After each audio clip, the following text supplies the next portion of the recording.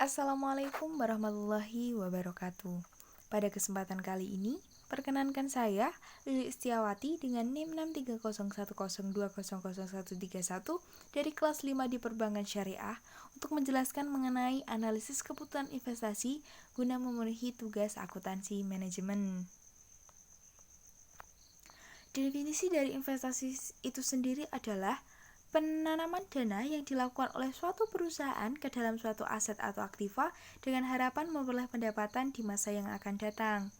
Sebagai contoh dari investasi itu seperti reksadana, saham, emas, maupun obligasi.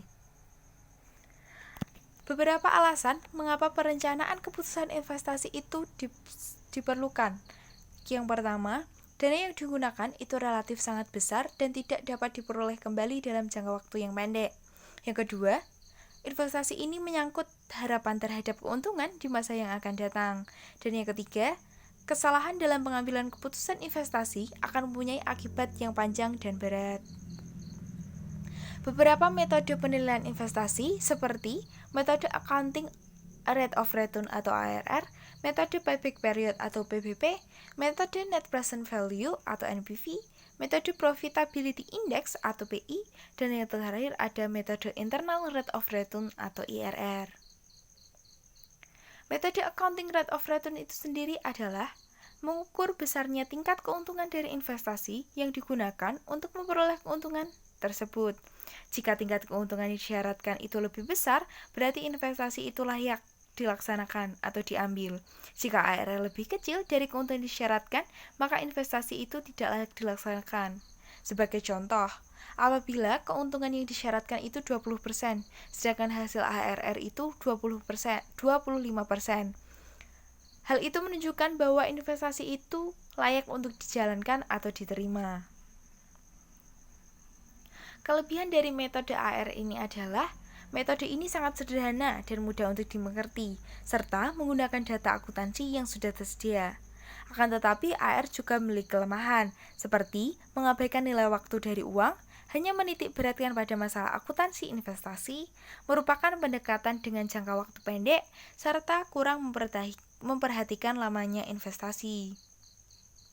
Untuk selanjutnya ada metode payback period atau PPP, yaitu suatu periode yang diperlukan untuk menutup kembali pengeluaran suatu investasi dengan menggunakan aliran kas masuk neto atau proceed yang diperoleh atau yang diterima.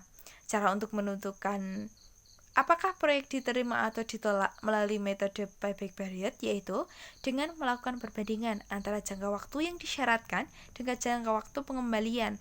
Jika lebih cepat daripada jangka waktu yang disyaratkan, maka proyek diterima atau dapat dijalankan. Begitupun sebaliknya, apabila jangka waktu yang disyaratkan dengan jangka waktu pengembalian itu lebih lama, maka investasi itu sebaiknya dihindari atau ditolak. Kelebihan menggunakan metode payback period ini yaitu mengetahui jangka waktu pengembalian modal investasi, dapat melakukan perbandingan beberapa proyek dan memutuskan manakah proyek yang baik untuk dilakukan investasi, dan mengetahui segala risiko dari keputusan yang diambil. Untuk kelemahan dari metode payback period ini yaitu mengabaikan nilai waktu dari uang atau time value of money, mengabaikan proceed setelah PBB dicapai, dan mengabaikan nilai sisa. Selanjutnya ada metode Net Present Value atau NPV. Metode ini digunakan untuk mencari selisih antara nilai sekarang dari proceed dengan nilai sekarang dari suatu investasi. Adapun rumus NPV yaitu NPV sama dengan minus LO ditambah sigma T sama dengan 0 hingga N AT per 1 plus R dikali T, di mana LO itu menunjukkan nilai investasi, AT itu menunjukkan aliran kas neto pada periode T, R itu discount rate, dan T itu adalah jangka waktu proyek investasi. Pada metode NPV ini memiliki beberapa kriteria kelayakan, yaitu apabila hasil NPV itu lebih besar dari 0 atau positif, berarti investasi itu layak dijalankan karena memberikan keuntungan. Sedangkan apabila NPV kurang dari 0 atau negatif, maka investasi itu tidak layak dijalankan atau sebaiknya ditolak. Kelebihan menggunakan metode NPV ini yaitu membantu memahami potensi keuntungan sebuah proyek investasi, melengkapi metode payback period, dan membantu perusahaan mengevaluasi kelayakan proyek investasi. Sedangkan kelemahan dari metode NPV ini yaitu sensitivitas tinggi terhadap tingkat diskonto, harus menebak modal di masa depan, dan berfokus pada proyek investasi jangka pendek. Untuk yang keempat ada metode probability index, yaitu sebuah metode yang memiliki hasil keputusan sama dengan NPV. Menggunakan rumus PI sama dengan total PV of project dibagi dengan nilai investasi. Dengan kriteria, apabila hasil PI lebih besar dari 1, maka rencana investasi itu layak diterima. Sedangkan apabila PI kurang dari 1, maka rencana investasi itu sebaiknya ditolak. Kelebihan dari menggunakan metode PI ini yaitu mempertimbangkan nilai waktu dari uang, menentukan tingkat bunga yang akan dipakai di awal, serta sesuai dengan tujuan perusahaan, yaitu dengan mendapat keuntungan.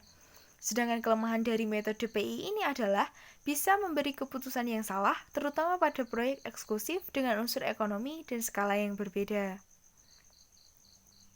Dan yang terakhir ada metode Internal Rate of Return atau IRR. Metode ini merupakan metode penilaian investasi untuk mencari tingkat bunga yang menyamakan nilai sekarang dari aliran kas neto dan investasi. Pada saat IRR tercapai, maka besarnya NPV itu sama dengan 0. Untuk itu, menghitung IRR perlu dicari data NPV yang positif juga NPV yang negatif.